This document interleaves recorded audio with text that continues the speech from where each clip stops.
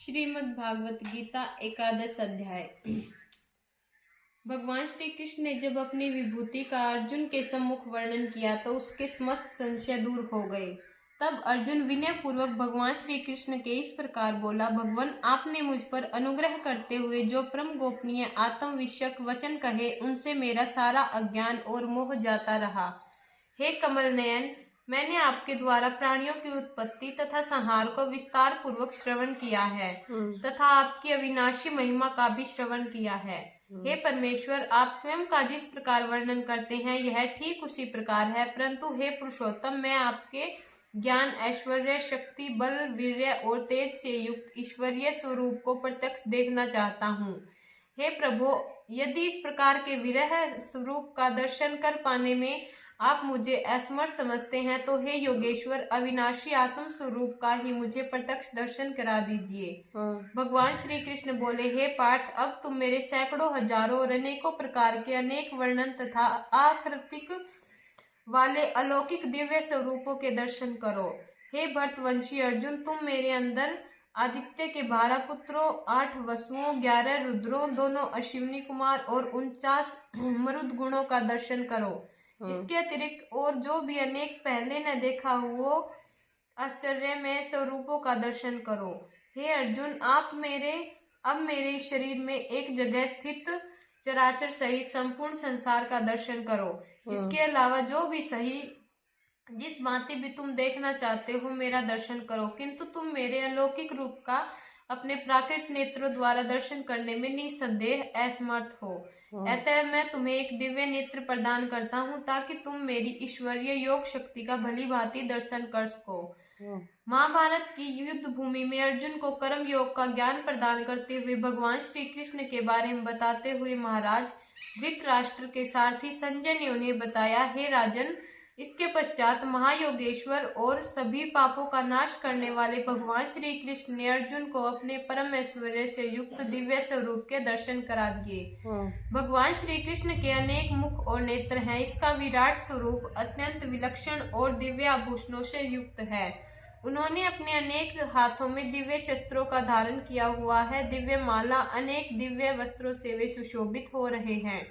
अपने सारे शरीर पर उन्होंने दिव्य गंध का लेपन किया हुआ है। इस प्रकार के आश्चर्य से युक्त असीम तथा समस्त दिशाओं से मुक्त किए हुए भगवान श्री कृष्ण के परम विराट स्वरूप के कुंती पुत्र अर्जुन ने दिव्य नेत्रों से दर्शन किए। संजय ने महाराज धृतराष्ट्र को बताया, हे राजन, उन भगवान श्री कृष्ण का परम तेज इतना विलक्षण था कि आकाश में एक साथ उदय होकर चमकने वाले 1000 सूर्यों का भी तेज उनके तेज से सम्मुख कदाचित मंद होगा। पांडु पुत्र अर्जुन ने उस समय अनेक प्रकार से विभक्त भगवान श्री कृष्ण के विराट स्वरूप में सृष्टि को स्थित देखा। देवादिदेव परम पुनीत श्री कृष्ण के विराट स्वरूप के दर्शन कर अर्जुन आश्चर्यचकित हो उठा। उसने पुलकित हो श्रद्धा भाव से हाथ जोड़कर और मस्तक झुकाकर योगेश्वर श्री कृष्ण को प्रणाम किया। करबद्ध हो नतमस्तक होते हुए भगवान श्री कृष्ण को प्रणाम करते हुए बोला, हे देव, मैं आपको इस विराट देह में संपूर्ण देवताओं, अनेक प्राणी समुदायों, कमल पर विराजमान ब्रह्मा, शिव और संपूर्ण ऋषियों और दिव्य सर्पों के दर्शन कर रहा हूँ। हे विश्वेश्वर, मैं आपको अनेक भुजाओं वाला, पेट, मुख और नेत्रों वाला तथा सभी ओर से अनंत स्वरूप वाला ही देख रहा हूँ। हे विश्व रूप, मैं आपके अंत, मध्य और आदि के दर्शन करने में असमर्थ हूँ। हे भगवान, मैं आपको मुकुट, गदा और चक्र से युक्त तथा सब ओर से प्रकाशमान, तेज पुंज, प्रज्वलित अग्नि और सूर्य के समान ज्योतिष से युक्त, बड़ी कठिनाई से देखे जाने योग्य तथा सभी ओर से अपरिमेय स्वरूप से देख रहा हूँ। भगवान, आप ही जानने योग्य परम अक्षर अर्थात पार ब्रह्म है।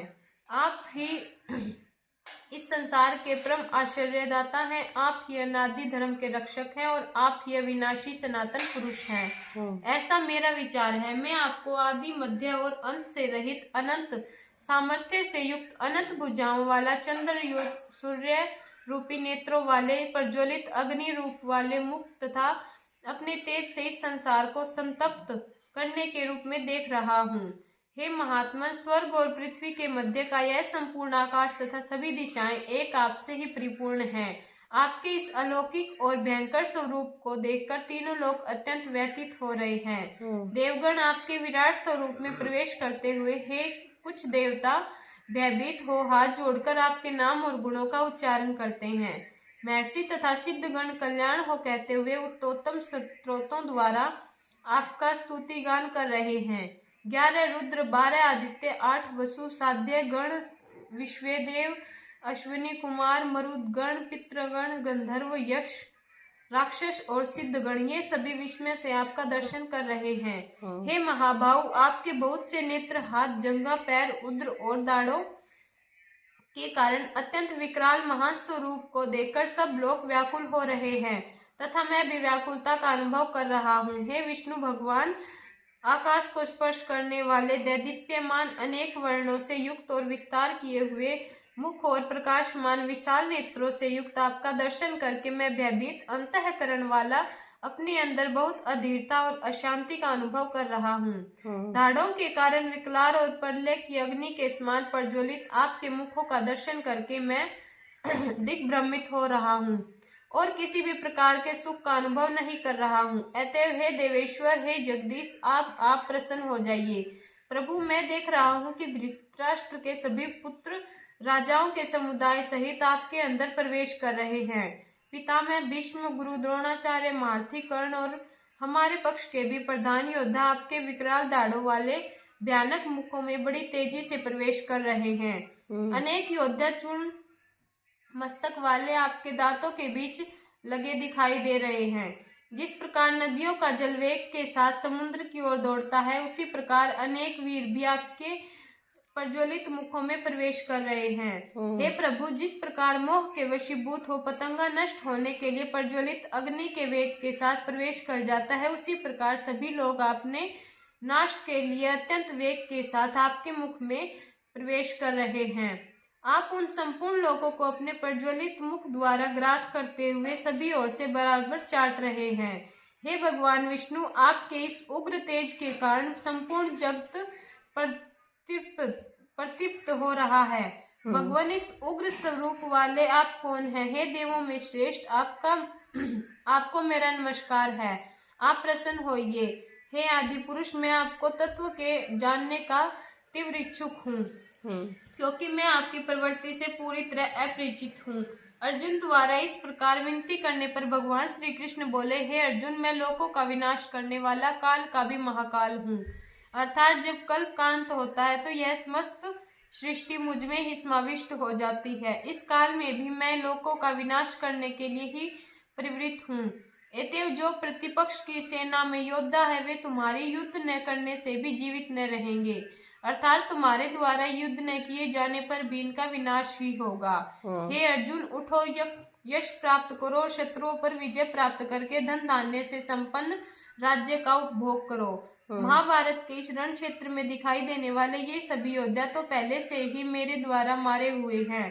अतएव हे सव्यसाचित, बाएं हाथ से भी बाण चलाने में कुशल तुम केवल इनकी मृत्यु का निमित्त मात्र बन जाओ। द्रोणाचार्य, पितामह भीष्म, जयद्रथ, कर्ण और बहुत से उन योद्धाओं का जो पहले से ही मेरे द्वारा मारे जा चुके हैं, हे अर्जुन, तुम उनका संहार करो, कदापि भय न करो। निसंदेह इस युद्ध में तुम अपने शत्रुओं पर विजय प्राप्त करोगे। अतएव निसंकोच होकर युद्ध करो। अपनी दिव्य दृष्टि से महाभारत का रण क्षेत्र का यह सब हाल सुनाकर उसका वर्णन महाराज धृतराष्ट्र से करते हुए संजय इस प्रकार बोला, हे राजन, भगवान केशव के वचनों को सुनकर मुकुटधारी अर्जुन ने हाथ जोड़कर कांपते हुए उन्हें प्रणाम किया और भाव में वाणी से इस प्रकार उनसे संबोधित हुआ, हे अंतर्यामी, आपके नाम, गुण और प्रभाव के कीर्तन से संपूर्ण संसार अत्यंत हर्ष का अनुभव कर रहा है और अनुराग को भी प्राप्त हो रहा है।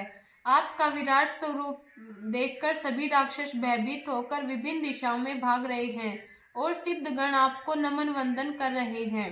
हे महात्मन, आप सृष्टि के रचयिता ब्रह्मा के भी आदि कारण हैं, फिर भला ये सब आपकी वंदना क्यों न करे। हे अनंत, हे देवेश्वर, हे जगदीश, सत्य असत्य और इनसे भी परे जो सच्चिदानंद ब्रह्म है, वे आप ही हैं। भगवान, आप आदि देव तथा सनातन पुरुष हैं। आप इस संसार के परम आश्चर्य, जानने वाले और जानने योग्य पार परम धाम है। हे अनंत स्वरूप, यह संपूर्ण विश्व आप से ही परिपूर्ण है। आप वायु, यम, अग्नि, वरुण, चंद्र और प्रजा के स्वामी ब्रह्म को भी जन्म देने वाले हैं। आपको शास्त्रों सहस्त्रों बार बारंबार मैं नमस्कार करता हूँ। हे अनंत सामर्थ्य वाले, आपको आगे से और पीछे से भी नमस्कार है। हे सर्वात्मन, आपको सब ओर से नमस्कार है। आप अनंत पराक्रमशाली तथा संपूर्ण जगत को व्याप्त करने वाले हैं। आप ही सर्वस्वरूप हैं। हे प्रभु, आपके इस प्रकोप को न जानते हुए तथा आप मेरे सखा हैं ऐसा मानने के कारण प्रेम से अथवा प्रमाद से जो मैंने हे कृष्ण, हे सखे, हे यादव इस प्रकार आपको बिना सोचे विचारे अनायास ही संबोधित किया है। हे अच्युत, आपका जो मैंने विनोद के लिए विहार, शैया, आसन और भोजन आदि में अकेले अथवा अन्य सखाओं के साथ अपमान किया है, उन सब अपराधों के लिए हे अचिंत्य प्रभाव वाले मैं आपसे क्षमायाचना करता हूँ। हे भगवान, आप इस चराचर जगत के पिता, सबसे बड़े गुरु और अत्यंत पूजनीय हैं। हे अनुपम प्रभाव वाले प्रभु, तीनों लोकों में आपके सदृश अन्य कोई नहीं है। अतएव है प्रभु, आपके चरणों में शीश झुकाकर मैं आपको प्रणाम करता हूँ और आपकी प्रसन्नता के लिए आपकी स्तुति करता हूँ। हे देव, जिस प्रकार पिता पुत्र के सखा के और पति अपनी प्रिय पत्नी के अपराधों को क्षमा कर देते हैं, उसी प्रकार आप भी मेरे अपराधों के लिए मुझे क्षमा प्रदान कर दें। आपका यह विराट स्वरूप मैंने पहले कभी नहीं देखा था, इसलिए इस आश्चर्यजनक स्वरूप को देखकर मैं पुलकित हो रहा हूँ और साथ ही आपके विराट भयानक स्वरूप को दर्शन करने से मेरा मन भय के कारण व्याकुल भी हो रहा है। अतः प्रभु, आप अपने चतुर्भुजी विष्णु स्वरूप का ही मुझे दर्शन कराइए। हे देवेश्वर, हे जगदीश, आप प्रसन्न होकर मुझ पर कृपा कीजिए। हे विश्व स्वरूप, मैं आपको मुकुट धारण किए हुए तथा चतुर्भुजा हाथों में शंख, चक्र, गदा और पद्म लिए हुए देखने का अभिलाषी हूँ। हे सहस्त्र बाहु, आप सभी चतुर्भुजी स्वरूप में मेरे सम्मुख प्रकट होने की कृपा कीजिए। अर्जुन द्वारा विनीत भाव से यह की गई प्रार्थना सुनकर भगवान श्री कृष्ण बोले, हे अर्जुन, मेरे जिस विराट स्वरूप से तुमने दर्शन किए हैं वह मैंने केवल तुम्हें अपनी योग शक्ति के प्रभाव से दिखाया है। मेरे इस परम तेजो में आदि अनंत तथा सीमा रहित विराट स्वरूप को तुम्हारे अलावा किसी अन्य ने कभी नहीं देखा। हे अर्जुन, मनुष्य लोक में इस प्रकार विश्व स्वरूप वाले न तो वेद और यज्ञों के अध्ययन से, न दान से, न क्रियाओं से और न ही उग्र तापों से तुम्हारे अलावा किसी अन्य ने मेरे दर्शन किए हैं। मेरे इस प्रकार के विकराल विराट स्वरूप को देखकर तुम्हें किसी भी प्रकार की व्याकुलता नहीं होनी चाहिए। तुम भय से विमुक्त तथा मुझ में प्रीति रखे हुए मेरी चतुर्भुजी शंख, चक्र और गदा पद्म से युक्त स्वरूप को ही देखो।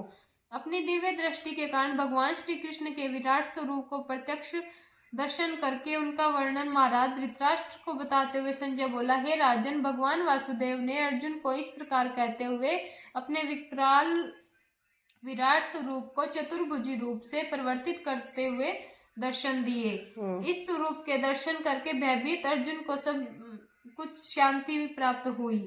भगवान श्री कृष्ण के इस शांत, सौम्य और चतुर्भुजी स्वरूप का दर्शन करके अर्जुन बोला, हे जनार्दन, आपके इस अति शांत और सौम्य स्वरूप के दर्शन कर मैं स्थिर चित्त वाला हो गया हूँ और अपनी स्वाभाविक दशा को प्राप्त करने ही लगा हूँ। अर्जुन के वचन सुनकर भगवान श्री कृष्ण बोले, हे अर्जुन, मेरे जिस चतुर्भुजी स्वरूप के तुमने दर्शन किए हैं वह अत्यंत सुदर्शन है, अर्थात इसके दर्शन अति दुर्लभ हैं। देवता भी सदैव मेरे इस स्वरूप के दर्शन की अभिलाषा करते हैं। जिस प्रकार तुमने मेरे दर्शन किए हैं, मेरे इस चतुर्भुजी स्वरूप के दर्शन न वेदों ने अध्ययन मनन से, न तप से, न दान से और न ही यज्ञ आदि से किए जाते हैं। हे प्रथम अर्जुन, मेरे इस स्वरूप को दर्शन केवल वही प्राणी कर सकता है जो मुझ में अनन्य भक्ति भाव रखता है और मुझे तत्व से जान जाता है, अतः एक ही भाव से मुझ में लीन रहता है। हे अर्जुन, जो प्राणी केवल मेरे निमित्त संपूर्ण कर्मों को करने वाला है, मेरे ही प्राण रहता है, मेरा भक्त है, संसार में अशक्ति रहित है और संपूर्ण सृष्टि के प्राणियों के प्रति वैर भाव का परित्याग कर चुका है, वही अनन्य भक्ति वाला प्राणी मेरे इस स्वरूप के दर्शन कर सकता है और मुझे प्राप्त कर सकता है। इति श्रीमद् भागवत गीता रूपी उपनिषद एवं ब्रह्म विद्या तथा योग शास्त्र विषयक श्री कृष्ण और अर्जुन के संवाद में विश्व रूप दर्शन योग नामक 11वां अध्याय संपूर्ण।